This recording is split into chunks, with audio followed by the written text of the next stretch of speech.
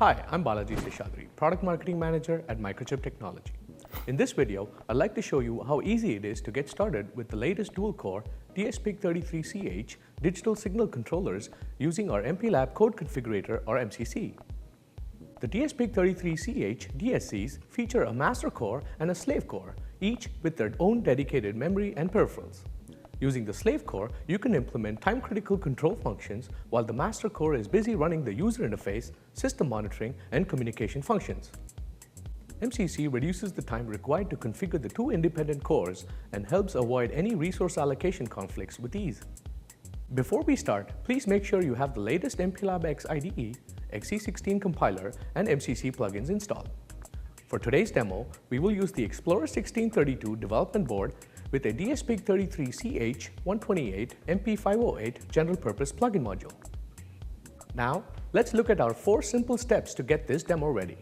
First, let's set up the master project.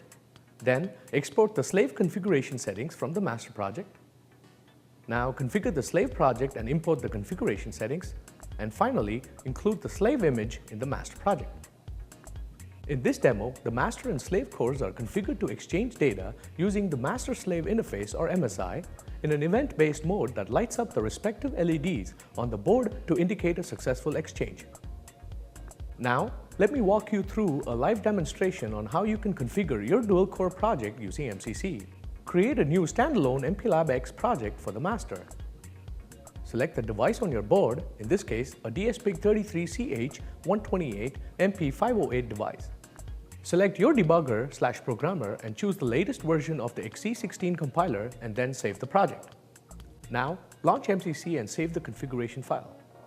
Under Device Resources, navigate to Peripherals, then Slave Core and double-click on Slave 1 and give the project a name. Next, set up the master-slave interface by enabling Protocol A for communication from master to slave and Protocol B for communication from slave to master.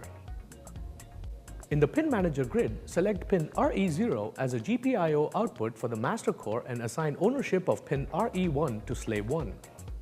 Under the Project Resources tab, double-click on the pin module to verify the pin configurations. You may now assign a custom name like LED Master to pin RE0. Now, save the master configuration settings. This creates a configuration file in the master project folder that will be imported into the slave project later.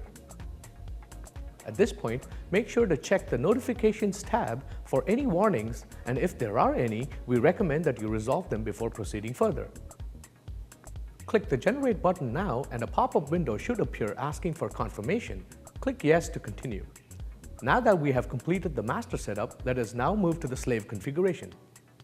Create a separate standalone MPLAB X project for the slave core by repeating the same steps used for creating the master project. Ensure that you create the slave project with the same name you entered during your master project setup and save it in the same directory as the master project. Launch MCC and save the configuration file to the project folder.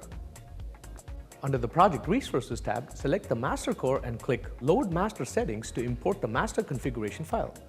This enables the slave project to know that the master and slave core configurations are preset in the master project. While importing, a pop-up window may appear with a list of conflicts. In this case, since RB1 has been assigned to both master and slave cores for the clock output function, accepting this message will override the slave project settings.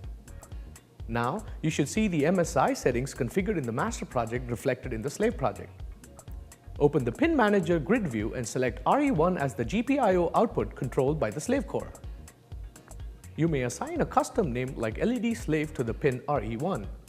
Finally, click the Generate button to generate C code for the slave core. This completes our MCC configuration and the generated files should be added to the project. Now that we have created projects for the master and the slave cores, we need to link them together. In the master project, select Slaves in the folder listing and right-click to add the slave project. To verify that the slave project is built every time the master project is built, right-click on Slaves in the Folders listing and select Properties to enable Slave Project Build. This completes our dual-core setup. To demonstrate this dual-core setup, we use the code example from our dual-core support page on microchipdeveloper.com. Flash the dsPIC33CH code onto your Explorer 1632 development board and run the project. Code execution is indicated by the LEDs D3 and D4 on the Explorer 1632 board, indicating that the master and slave cores have exchanged the data. Using MCC in your development offers various benefits like generation of non-blocking code that allows easy RTOS integration, significant reduction in configuration time, elimination of manual configuration errors, and facilitates seamless migration. So, take advantage of MPLAB Code Configurator for a quick and hassle-free dual-core dsPIC33CH configuration. Thank you for watching, and for more information, please visit microchip.com/dsPIC33CH.